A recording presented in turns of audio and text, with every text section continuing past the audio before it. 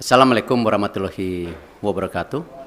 Salam sejahtera untuk kita semua. Shalom, Om Swastiastu, Namo Buddhaya, salam kebajikan. Alhamdulillah saya sudah bertemu dengan Bapak Presiden, melaporkan secara detail daripada hasil meeting Presiden FIFA dengan saya di Doha kemarin. Dan juga saya membawa surat dari Presiden FIFA yang saya langsung berikan kepada Bapak Presiden. Dan tentunya setelah membaca surat tersebut, Bapak Presiden menginstruksikan saya dua hal.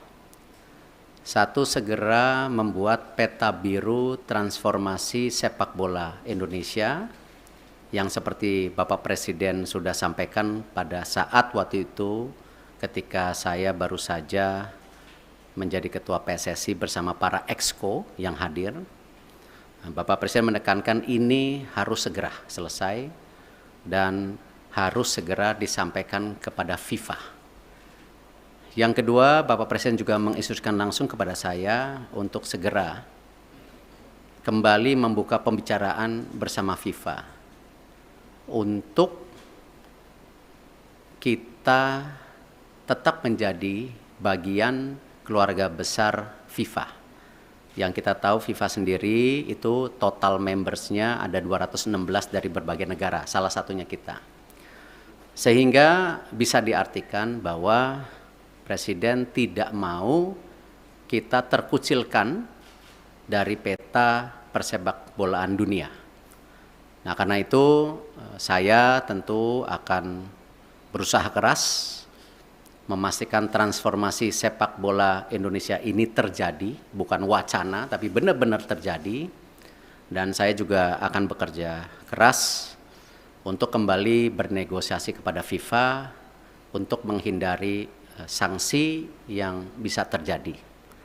Karena dari FIFA sendiri tentu mengharapkan hal-hal ini tidak terjadi, tetapi tentu kalau kita lihat dari suratnya itu jelas bahwa FIFA sedang mempelajari dan mempertimbangkan sanksi untuk Indonesia. Nah, karena itu saya sedang menunggu undangan kembali dari FIFA setelah mereka ada rapat FIFA Council yang akan terjadi beberapa hari ke depan, dan saya tentu bersiap untuk kembali bertemu FIFA. Mungkin itu yang saya bisa sampaikan. Terima kasih. Wassalamualaikum warahmatullahi wabarakatuh. Bayu Pak, Radio El Sinta Pak. Ya. Pak, dalam pertemuan tersebut yang menjadi titik berat FIFA untuk membatalkan di Indonesia, masyarakat mungkin sudah banyak tahu tapi belum dari mulut Pak Erik sendiri. Ya. Apa Pak yang menjadi dasar utama pembatalan tersebut, dan nanti kira-kira sudah ada gambaran belum Pak? Sanksi apa yang nantinya akan diberikan oleh FIFA bagi sepak bola tercinta di tanah air ini? Iya, sanksi terberat tentu ini yang kita tidak harapkan kalau kita tidak bisa berikut kompetisi secara maksimal di seluruh dunia.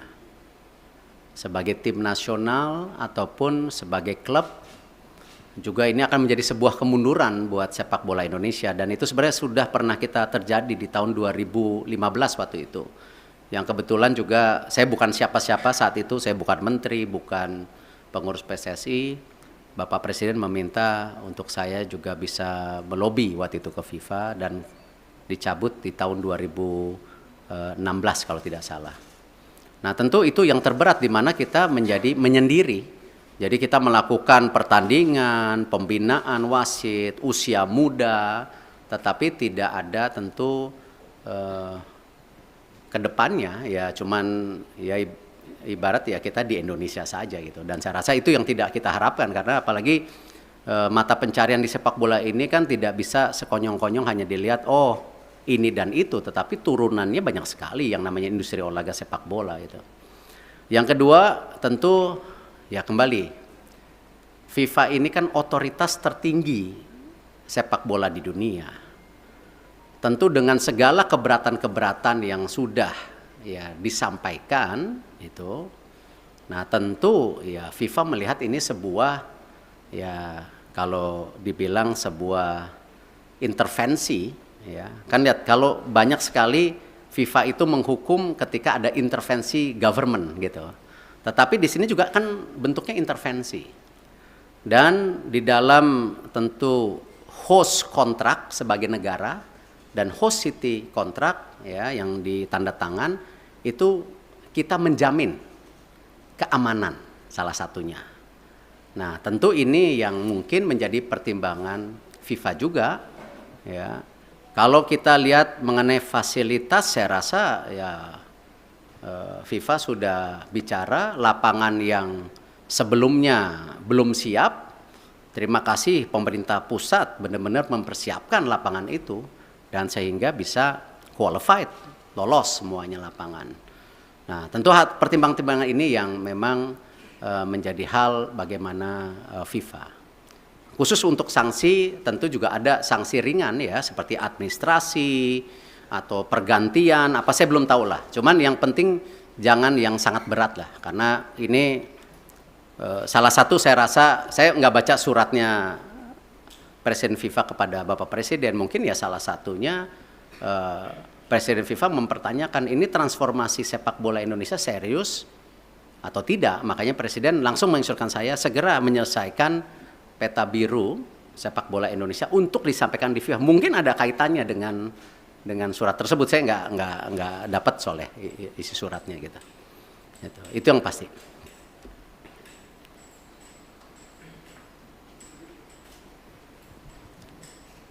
Terima kasih Pak.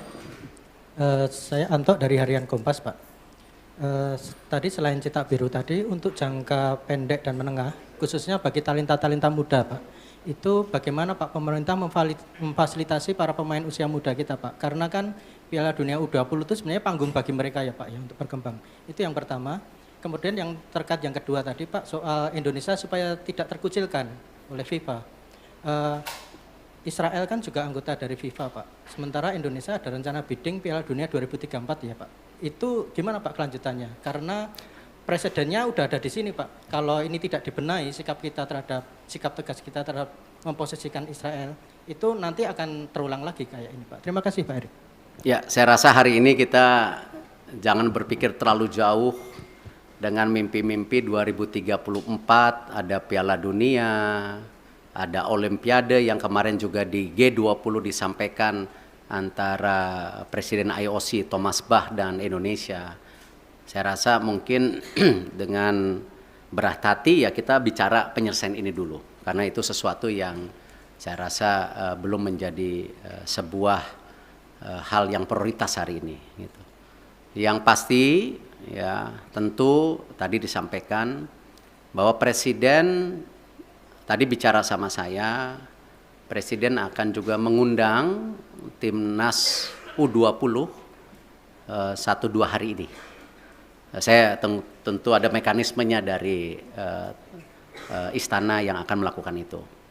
Nah, Bapak Presiden, beliau sudah menyampaikan solusi-solusinya dan tentu saya bilang, Bapak saya ikut aja karena ini memang kan pemerintah yang harus hadir. Dan ini kenapa juga kemarin ketika pemilihan ketua PSSI kan sempat ada isu-isu seakan-akan pemerintah selalu di dalam wacana mengintervensi. Kan sebenarnya statuta FIFA itu jelas. Siapapun boleh menjadi exco selama mengikuti statuta. Nah, ini jangan juga kita terbelenggung seakan-akan ketika ada tentu tokoh atau representatif dari pemerintah lalu itu melanggar statuta FIFA ya yang selalu diwacanakan government intervensi. Tidak. Nah, buktinya kita aman-aman saja gitu loh. Nah, inilah yang kenapa saya rasa pemeran pemerintah untuk pembangunan tim nasional infrastruktur itu menjadi sangat penting. Tidak mungkin sebuah negara yang seperti Indonesia yang sedang ingin maju masuk dalam kategori negara berkembang lalu olahraga sendiri menjadi terpisahkan ya tidak mungkin karena ini bagian dari tadi bagaimana kita membentuk yang namanya dorongan supaya apa? Terciptanya olahraga yang baik gitu. Dan ini yang kenapa kita selaraskan semua program ini secara bersama-sama gitu. Terakhir ya. Selamat siang Pak Erik, Fajar dari Tempo. Pertanyaan pertama mungkin penegasan sedikit lagi Pak. Di surat FIFA itu kan nggak ada soal Israel Pak ya. Hanya ada kanjuruhan yang terjadi tahun lalu. Nah penegasan sebenarnya pembatalan pencoretan Indonesia ini karena kanjuruhan seperti yang disurat atau memang karena penolakan timnas Israel di tanah air. Itu yang pertama Pak. Yang kedua, ini kan kita masih bidding untuk Piala Dunia, bahkan Piala Dunia Senior kita akan berencana bidding juga nanti gitu Pak ya. Nah ke depannya dan event internasional lainnya. Sebagai Ketua PSSI apakah Bapak bagaimana menyikapi rencana apakah akan melobi mungkin kelompok-kelompok Islam yang lain yang selama ini menolak Israel agar ketika kita bidding nanti hal-hal seperti ini tidak terjadi kembali Pak. Dan pertanyaan terakhir Pak, setelah Bapak kemarin ke Qatar itu kan di GBK Arena rame Pak ya, karangan bunga terima kasih Pak Erik gitu kan, yang dianggap memberikan keuntungan ke Bapak gitu. Apakah Bapak mengetahui atau seperti apa sih Pak karangan bunga yang di GBK Arena itu? Terima kasih. Ya kalau masalah karang bunga, waktu saya bersih-bersih Garuda juga dikirimin karangan bunga gitu. Tentu konteksnya itu ya bagian dari apresiasi. Tetapi kan kesuksesan sebuah event besar atau sebuah tentu organisasi besar bukan karena kerja individu, ya itu karena sebuah kerja tim yang bersama. Ya saya rasa kita nggak bisa klaim-klaiman oh sukses ini karena titik-titik, nggak, ini semua kerja tim. Nah karena itu kalau kita bicara mengenai event ke depan tadi saya sudah sampaikan, kita fokus ke sanksi dulu hari ini. Ya Bapak Presiden jelas jangan sampai disanksi, segera selesaikan buku biru rencana transformasi sepak bola. Bahkan kalau bisa Bapak Presiden waktu itu sudah sampaikan sampai 2045. Target kita apa sih? Sebagai negara yang ekonominya akan terus tumbuh, ya. Cita-citanya nomor 4, nomor 5 terbesar di dunia dengan jumlah penduduk yang 280 juta, 55% anak muda. Ini tujuannya apa transformasi ini? Apakah tetap jago kandang atau memang ada prestasi lainnya di luar negeri? Nah itulah yang kenapa Bapak Presiden mendorong ini sebagai bahan untuk bernegosiasi dengan FIFA. Supaya tadi sanksinya ada, tetapi jangan yang terberat. Nah itu pun apa? Nggak tahu. Apakah administrasi, apakah apa, saya nggak tahu, kita lihat. Tetapi jangan yang sama 2015 gitu. Kalau di surat FIFA pengertian saya, ya pengertian saya justru terbalik. Di situ FIFA bicara transformasi lagi. FIFA menyiapkan tim, ya menyiapkan tim untuk apa? Transformasi sepak bola. Salah satunya memang waktu Kanjuruhan itu kan isu standarisasi daripada keamanan. Itu.